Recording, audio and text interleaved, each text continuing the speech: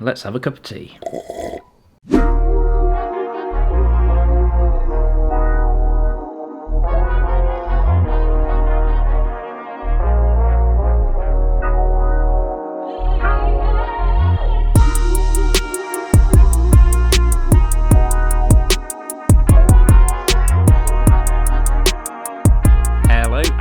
Welcome to another video. So I get asked a lot of questions about my Mazda, but the main two are, what exhaust should I get and why haven't you done your suspension yet? So today I'm going to address the suspension question. So those of you who aren't familiar with NCs, basically they have quite a high ride height from factory in the UK, and when people say why haven't you done your suspension yet, normally they mean why haven't you put it on lowering springs, or why haven't you cut your springs, or why haven't you fitted coilovers. And the biggest giveaway is this large gap here between the wheel arch and the tyre, and I have spoken about it in a few of my videos, and yeah, I haven't done it yet. I do know exactly what I would do, and to be honest, I'm not a massive fan of the lowering springs. I think those springs aren't really designed to work with the stock Bilstein dampers, so I would have to go for a coilover setup myself, although the lowering spring is a really good way of lowering the car and it not costing hardly anything. And here's the front gap, and you know, it does get some jokes about being a 4x4 and stuff, and it is too high. I do admit it is too high. I don't notice the roll on the road, but on track you do want it a bit lower. You want a lower centre of gravity, and you do need a harder spring rate. So all of that aside, I will be fitting coilovers at some point. I know the ones that I'm getting. I've spoken to the company, and yeah, they are coming, but let's go and see why I haven't fitted them yet. Right, so, nearly hit myself in the face with the camera then. So yeah, it's probably not what you were expecting, but the real reason why I haven't got coilovers yet is because of this garage, which I've just bought. And on the side of this garage is my first house. So yeah, all those people that are wondering why I haven't done it yet, it's because I just bought a house.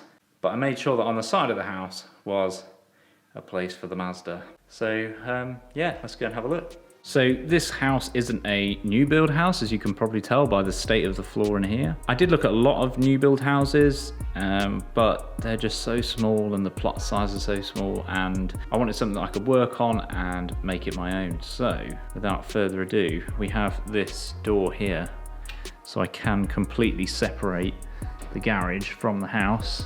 And I'm probably going to change this door at some point. And this black, it looks pretty awful. This is the kitchen, by the way, which is currently being ripped out. And once you come through the kitchen, you have this little cubby space here with the boiler and all the fun stuff in it there. And then you straight into the garage. And I haven't changed any of this yet, so it's exactly as it was left. You've got a nice floor mat there, lovely. Now, there's a few strange things about this garage. The Mazda is currently parked outside on the road, so you can't see it. And actually, so that I can have a bit more space to give you a tour, what we will do is we will start from this corner here. I will close myself in and then give a quick whiz around. Up here, we have a lovely clock, which has been left behind. Definitely older than me. Got these rails to hang things on. Actually looks sort of homemade. Oh, almost missed the switch that's never been cleaned. Lovely, look at that. Oh. Yeah, we've got an old stair banister, squishy foam. Not really sure where that's from or why it's there. Oh yes, this is the new trend, carpets on walls.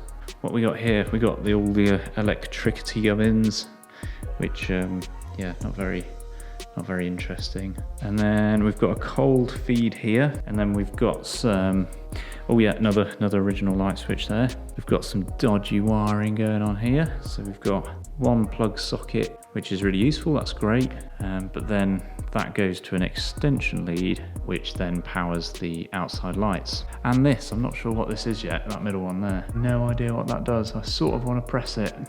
Oh yeah, garage door, which is, seen better days, gotta be honest. Okay, so I should actually just give you a brief explanation as to why I'm doing this tour, rather than just carrying on with it.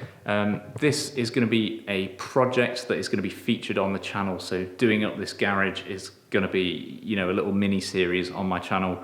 I'd love to know your guys' thoughts on what I should do. Comment down below, send me pictures to my email address at carthorpemedia@gmail.com if you've got any ideas for me. I'm not just randomly giving you a garage tour. I should have said that at the start, but yeah, this is a project garage that is going to be featured on the channel. Anyway, back on with the tour. I almost forgot to mention the fire extinguisher, which is so old I can't even find the use by date on it. So I'm not sure how much good that would be in an emergency. We've got a hanging screwdriver in this corner. Moving on, got a piece of wood attached to the wall here. Got lots of nice paint all over the place. Some green there, some red there, and then some white over there, which I'm not sure what that's for either. Oh yes, there's a window, which is really useful. Quite a big window for the size of the garage, which is also cool. And a lot of you might notice the roof that looks like it's leaking, and that is because at one point it had lots of leaks, and the board and the plaster on the top of the board has never been replaced, although the roof, which is the important bit, has been replaced. So yeah, it doesn't actually leak anymore. These are just stains from a long time ago, and yeah, completely new roof, so that needs replastering or painting or both. We've got a plug here that has been modified to high specification of sellotape. So this corner also has these cupboards now. These are pretty much filthy, empty, and are gonna go. So this back corner is gonna be my workbench. I'm gonna put some shelves and some tools up there, some cupboards up there as well, shelf it off, and have a bit of a workbench, because the car can actually fit quite nicely in here, and it only comes up to about here where my feet are now. Hello. So I can fit the car in and have a workbench at the back, which is exactly what I wanted. But yeah, not sure on the layout yet, but there is going to be some storage and a workbench back here. Oh yeah, my idea is to plaster over the walls, paint them white, repaint the ceiling obviously, get a very nice floor in here. I think I'm gonna go for like a almost off-white grey. Where I used to work, they had like a workshop floor which was an off-white, and you could polish it and drop stuff on it, and it just wouldn't matter. It always looked really good. So yeah, gonna get rid of the red and get this white in here. And then I think I'm gonna go for 3 LED lights across here. Maybe 4, I don't know. Depends how expensive they are really. And yeah, just get it really bright in here. And then maybe some stuff on this wall, or just like a big picture, you know, a big logo or a big cool car print up there. That's going to be boxed in, so I'm not going to have as much room on that side, but I could have another print here. Not really sure yet, but I'd love to know your thoughts. And like I say, I will do a series on this and do a series about doing it up, because it is part of the house that obviously I care about a lot. Okay, so this is quite a different video obviously to my normal stuff, and probably a lot shorter than my normal stuff. I tend to find people are interested in this sort of stuff, garages, houses and all that, so I thought I'd share a small section of my house. If you want to see more, let me know, and I'll see what I can do. But basically the garage is the storage for my car obviously, and a little workbench like I mentioned, and I have actually got 2 sheds as well, so that's probably going to be where all the junk and the tools and all that is going to go. It's going to be in the sheds, and then the car is obviously going to go in the garage. So, you know, nice garages for me are as good as cars, so I really enjoy them, and I love seeing other people's garages to see what they've got and how they've done it, and their storage solutions, etc, etc. A lot of them aren't even garages, they're sort of miniature workshops. So yeah, I'm really interested to hear your thoughts. Let me know if you like this kind of video, and I will do more of them, like I say, with the series. But yeah, the coilovers are still coming, so don't worry about that. I will get them at some point. This house does need a bit of work doing to it. You saw the garage. Some of the house isn't as bad as that, but some of it is, and it needs the same amount of work doing to it as the garage does.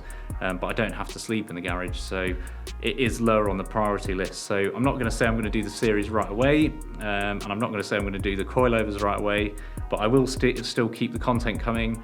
But yeah, let me know your thoughts. I love hearing from you all. Remember, righty-tighty, lefty-loosey, and I will see you all very soon. Cheers.